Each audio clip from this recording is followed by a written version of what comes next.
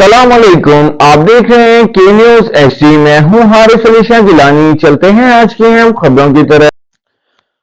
खबरों का सिलसिला आगे बढ़ाते हुए रुक करेंगे गुजरांवाला का, जहां से रिपोर्ट कर रही हैं हमारी नुमाइंदा उस्मा शाहीन।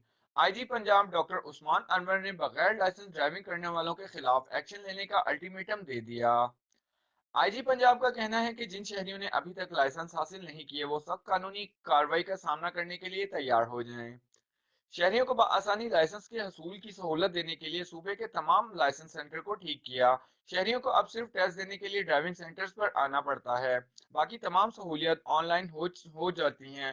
शहरियों को ड्राइविंग लाइसेंस चेक करने की तमाम सहूलियत की फरहमी के लिए बाद चेकिंग का वक्त भी शुरू कर दिया। एक दो रोज में सूबे के तमाम शहरात पर लाइसेंस चेकिंग का अमल दोबारा शुरू कर दिया जाएगा। अब बगैर लाइसेंस ड्राइविंग करने वालों के खिलाफ कानून के मुताबिक कार्रवाई अमल में लाई जाएगी।